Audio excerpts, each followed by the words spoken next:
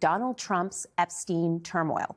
The Department of Justice has released their final tranche of 3 million files related to Jeffrey Epstein, revealing more details about his cozy relationships with powerful people. The files include 3 million files. Final tranche. That means this is it. Everything they were willing to release is now out. And what came out tonight changes what we thought we knew about who was close to Jeffrey Epstein and how close they really were. Thousands of new text messages between Epstein and Trump ally Steve Bannon, suggesting that their known friendship was, quote, deeper, chummier, and more expansive than previously known. In the texts, the two frequently discussed foreign affairs and the Trump White House. Stop there.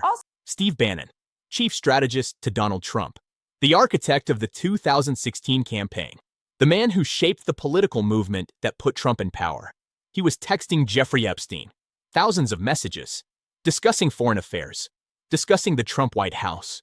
We knew they had contact. What we did not know was the depth. The word used was chummier. That is not a legal term. That is a description of friendship, close friendship, the kind where you text thousands of times and talk about things that matter. But the text messages are not the most disturbing part. Also included in the files are about 2 hours of never-before-seen interview footage of Epstein, all conducted by Steve Bannon. And we know that Bannon filmed Epstein for over 15 hours, sometime in the years leading up to Epstein's conviction and death. 15 hours. Steve Bannon sat with Jeffrey Epstein for 15 hours of recorded conversation. Not as an investigator, not as a journalist exposing crimes. The opposite. I was in a place what's called the Special Housing Unit, which is for the roughest, toughest, meanest people.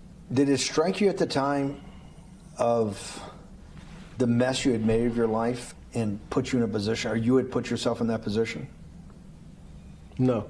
You cannot tell me sometime during that day you did not have that conversation with yourself of how the did I do this to myself? Listen to the framing. Bannon asks about making a mess of his life. Not about the victims. Not about the girls who were trafficked. About Epstein's life. About Epstein's situation. The question is designed to generate sympathy.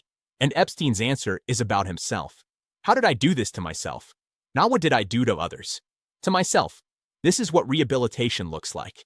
You reshape the story until the perpetrator becomes the protagonist of his own tragedy. And Bannon was helping him do it. Did I find it amazing that I was there? That's a not amazing, and I don't want to say it's not funny. Oh, I thought it was I wasn't funny. Right. But not amazing. It was incredible. Incredible in what way? Incredible, like how do I do this to myself? Again, to myself. Incredible.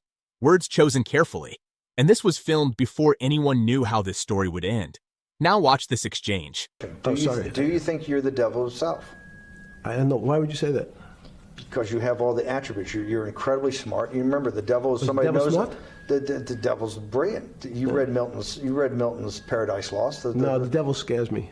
Read that again. Bannon is comparing Epstein to the devil, but not as an accusation, as a compliment. The devil is brilliant. You are incredibly smart.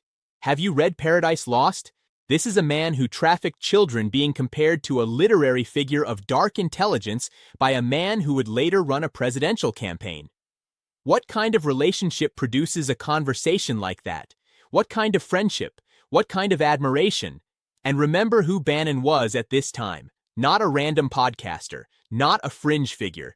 This was the man who had the ear of the president, the man who sat in the Oval Office, the man who shaped policy that affected millions of people.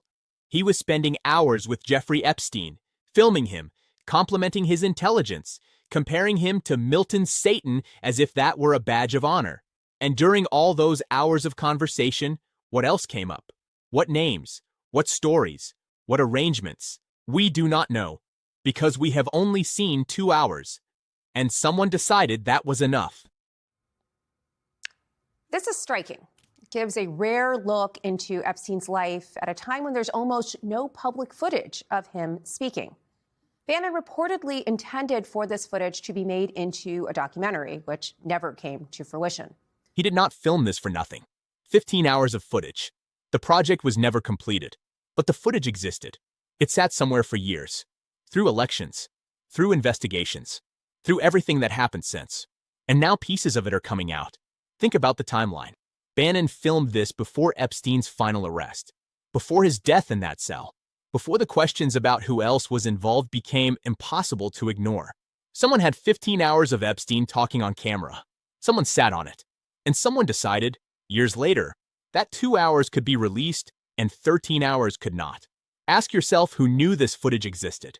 Ask yourself who knew Bannon had spent this much time with Epstein. Ask yourself why this never came up during Bannon's time in the White House, during his trial, during his pardon, during any of the moments when it might have mattered. What was discussed in those other 13 hours that made them worth hiding? The files also include 5,300 documents that reference Donald Trump, including unverified claims against him, news articles, as well as emails in which he is name-checked. 5,300 documents. That is not a casual acquaintance. That is not someone you met once at a party. That is a paper trail, a record of connection that spans years and contexts and formats. Unverified allegations, news articles, emails where his name appears. The number alone tells a story. Whatever the individual documents say, the volume says something. It says this relationship left traces everywhere. To be very clear, Trump has not been accused of anything illegal, and he denies any wrongdoing related to Jeffrey Epstein. That is the legal disclaimer. It is accurate. No charges, no accusations of illegal conduct, denial of all allegations. But watch what comes next. Now, Trump is threatening to sue multiple people over this. He is not denying the documents exist. He is not saying the footage is fake. He is not explaining the relationship. He is threatening to sue. If this helps him, why try to stop it? Here is what we know tonight. Steve Bannon filmed 15 hours of conversation with Jeffrey Epstein. The purpose was to rehabilitate a convicted sex offender's image. In those conversations, Bannon compared Epstein to the devil as a compliment. Thousands of text messages show a relationship far deeper than anyone previously understood. Those messages discuss the Trump White House. 5,300 documents reference Donald Trump. The president is threatening to sue over their release. And we have only seen 2 hours of 15 hours of footage. Where's the rest? Who has it? What was said in the 13 hours that remain hidden? The DOJ called this the final tranche, the last release. If that is true, someone decided what to include and what to leave out. Someone looked at 15 hours and chose 2. That means someone knows what is in the other 13.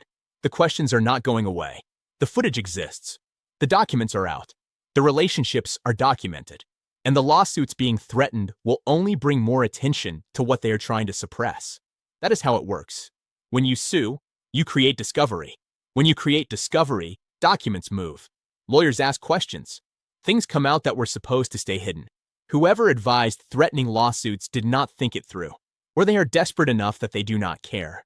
This is not over. The files are out, but the answers are not. What was in those other 13 hours?